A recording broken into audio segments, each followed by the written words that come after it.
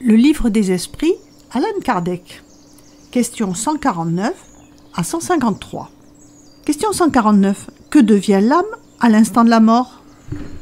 Elle redevient esprit, c'est-à-dire qu'elle entre dans le monde des esprits qu'elle avait quitté momentanément. Question 150.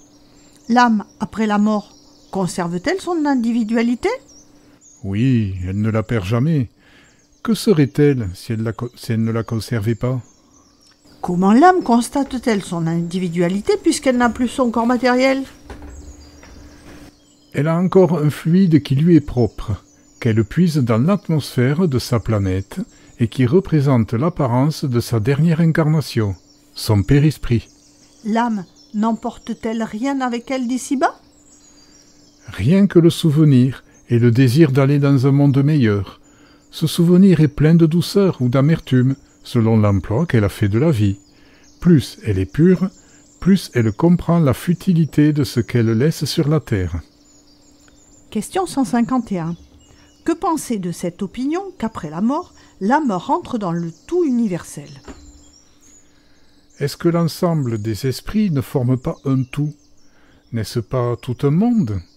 Quand tu es dans une assemblée, tu es partie intégrante de cette assemblée, et pourtant, tu as toujours ton individualité. Question 152. Quelle preuve pouvons-nous avoir de l'individualité de l'âme après la mort? N'avez-vous pas cette preuve par les communications que vous obtenez? Si vous n'êtes pas aveugle, vous verrez. Si vous n'êtes pas sourd, vous entendrez. Car bien souvent, une voix vous parle qui vous révèle l'existence d'un être en dehors de vous. Question 153.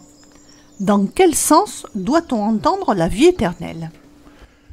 C'est la vie de l'esprit qui est éternelle. Celle du corps est transitoire et passagère. Quand le corps meurt, l'âme rentre dans la vie éternelle. Mais ne serait-il pas plus exact d'appeler la vie éternelle celle des purs esprits, de ceux qui, ayant atteint le degré de perfection, n'ont plus d'épreuves à subir? C'est plutôt le bonheur éternel. Mais ceci est une question de mots. Appelez les choses comme vous voudrez, pourvu que vous vous entendiez.